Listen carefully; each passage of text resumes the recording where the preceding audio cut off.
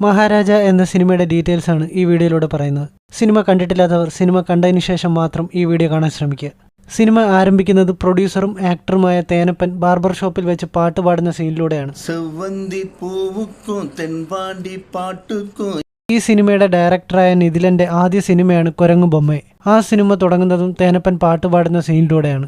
ഈ സിനിമയിൽ അദ്ദേഹം പാടുന്ന സേവന്തി പൂവുക്കും തെൻപാണ്ടി കാട്ടുക്കും എന്ന പാട്ട് പുത്തൻ പുതു പൂവേ എന്ന തമിഴ് സിനിമയിലേതാണ്. ആ സിനിമയിലെ നായകനാണ് ആക്ടർ രാംകി. ഈ സിനിമയിൽ തേനപ്പൻ അയാളുടെ കടയ്ക്ക് കൊടുത്തിരിക്കുന്ന പേരും രാംകി സലൂൺ എന്നാണ്. രാംകിയുടെ ഫോട്ടോയും തൊട്ടടുത്ത് കാണാം. സിനിമയിൽ വിജയ് സേതുപതിയുടെ കഥാപാത്രം സലൂണിന്റെ ഓണറായ ശേഷം അദ്ദേഹത്തിന്റെ മകളുടെ പേരായ ജ്യോതിയുടെ പേര് കടയ്ക്ക് കൊടുത്തിരിക്കുന്നതായി കാണാം. അതുപോലെ സിനിമയിലെ വില്ലനായ അനുരാഗ് കശ്യപ് ഒരു ഇലക്ട്രിക്കൽ കട നടത്തുന്നതായി കാണിക്കുന്നുണ്ട്. ആ കടയുടെ പേര് ഭാര്യയുടെ പേരായ കോകില ഇലക്ട്രിക്കൽസ് എന്നാണ് കൊടുത്തിരിക്കുന്നത്. സിനിമയുടെ തുടക്കത്തിൽ വിജയ് സേതുപതി ഒരു കടയിൽ നിന്ന് ബൊമ്മ സെലക്ട് ചെയ്ത് ഭാര്യയെ കാണിച്ചു കൊടുക്കുന്ന സീനുണ്ട്. ആ സീനിൽ ആദ്യം എടുക്കുന്നത് ഒരു കുരങ്ങന്റെ ബൊമ്മയാണ്. ഇത് സംവിധായകന്റെ ആദ്യ സിനിമയായ കുരങ്ങു ബൊമ്മയുടെ ഒരു റെഫറൻസ് ആണ്. സിനിമയുടെ പ്രസന്റിലെ കഥ നടക്കുന്നത് 2023 ഫെബ്രുവരിയിലാണ്. 13 വർഷം ജയിലിലായിരുന്നു വില്ലൻ എന്ന് സിനിമയിൽ പറയുന്നുണ്ട്. ഇത് കൃത്യമായി ഡീറ്റെയിൽ ചെയ്യുന്ന രീതിയിൽ പാസ്റ്റിലെ കഥ നടക്കുമ്പോൾ ന്യൂസ് പേപ്പർ 2009 സെപ്റ്റംബറിലേതാണെന്ന് കാണിക്കുന്നുണ്ട്.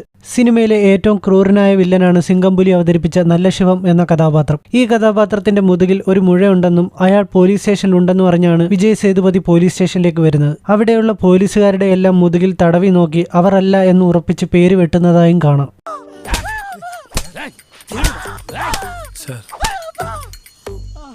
അതിനുശേഷം ബോയ്സ് മണികണ്ഠൻ അവതരിപ്പിച്ച വില്ലൻ കഥാപാത്രത്തിന്റെ കൂടെ ജോലി ചെയ്യുന്ന ആള് അയാളെ കാണാനില്ല എന്ന് പറഞ്ഞ് കംപ്ലൈന്റ് കൊടുക്കാൻ ഫോട്ടോയുമായി വന്ന് മഹാരാജയുടെ അടുത്തിരിക്കുമ്പോൾ അയാളുടെ മുതുകിലും തടവി നോക്കുന്നതായി കാണാം.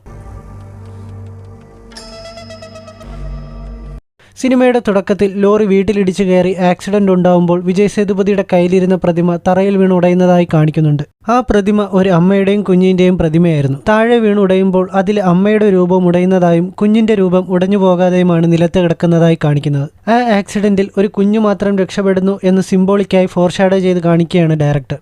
ആക്സിഡന്റ് നടക്കുന്നത് വില്ലന്റെ ഭാര്യ താമസിക്കുന്ന റോഡ് സൈഡിലെ വീട്ടിലാണ്. അതുകൊണ്ട് തന്നെ ആ സംഭവത്തിനു ശേഷം മഹാരാജയും മകളും ഇപ്പോൾ താമസിക്കുന്നത് റോഡ് അടുത്തില്ലാത്ത ഒരു ഏരിയയിലെ വീട്ടിലാണെന്ന് കാണാം.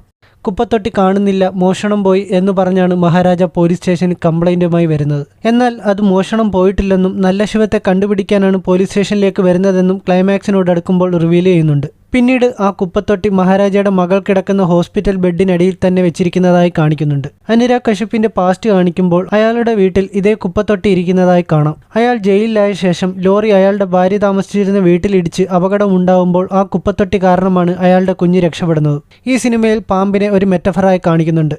പാമ്പ് വിജയ് സേതുപതിയുടെ വീട്ടിലേക്ക് കയറിപ്പോകുന്നത് വില്ലന്മാർ അദ്ദേഹത്തിന്റെ വീട്ടിൽ വന്നു പോയതിനെക്കുറിച്ച് സൂചിപ്പിക്കാനാണ്. അതിനുശേഷം പോലീസ് സ്റ്റേഷനിലുള്ള പാമ്പിനെ പിടിച്ചുകൊണ്ട് നിൽക്കുന്നത് നല്ല ശിവത്തെ പിടിക്കാനാണ് സ്റ്റേഷനിലേക്ക് താൻ വന്നത് എന്ന് സൂചിപ്പിക്കാനാണ്.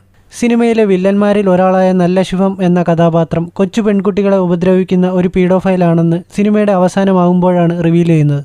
എന്നാൽ അതിനു മുമ്പ് തന്നെ അയാളുടെ പീഡോഫൈൽ ക്യാരക്ടറിസ്റ്റിക്സ് ഈ സീനിൽ കാണിക്കുന്നുണ്ട്. പുതിയ കുപ്പത്തൊട്ടി തൊട്ടു നോക്കിയ ശേഷം അയാൾ പറയുന്നുണ്ട് കൊച്ചു പെൺപിള്ളേരുടെ കവിള് പോലെ മിനുക്കി വെച്ചിട്ടുണ്ടെന്ന്. തൊട്ടു പറഞ്ഞ വയസ്സുള്ള കണ്ണമാരി ചുമ്മാ വളുവളും പണിയാറ്.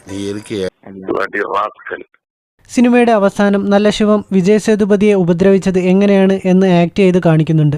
എന്നാൽ വായ പൊത്തിപ്പിടിച്ച് എന്ന് കാണിക്കുമ്പോൾ ഹൈറ്റ് മാച്ചാവാതെ വരികയും മഹാരാജ അതുകണ്ട് ഷോക്കായിട്ട് നോക്കുമ്പോൾ കൈ രണ്ടും പൊക്കിപ്പിടിക്കുന്നതായും കാണാം. തുടർന്നാണ് അയാളുടെ പുറത്തുള്ള മുഴ തടവി നോക്കി താൻ തേടി നടന്ന ആള് നല്ല ശിവമാണെന്ന് മഹാരാജ മനസ്സിലാക്കുന്നത്.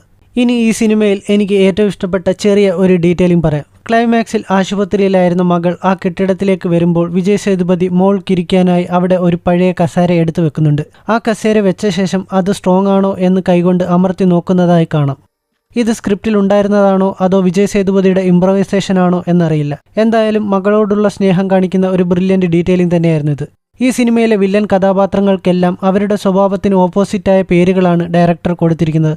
നല്ല ശിവം, സെൽവം, ശബരി, ധന തുടങ്ങിയ തമിഴിലെ നല്ല ഐശ്വര്യവും ഭക്തിയും സമ്പത്തുമുള്ള പേരുകളാണ് അവർക്ക് കൊടുത്തിരിക്കുന്നത്. ഇത്രയൊക്കെ തന്നെയാണ് ഈ വീഡിയോയിലുള്ളത്. വീഡിയോ ഇഷ്ടപ്പെട്ടാൽ show some love in the form of likes and comments.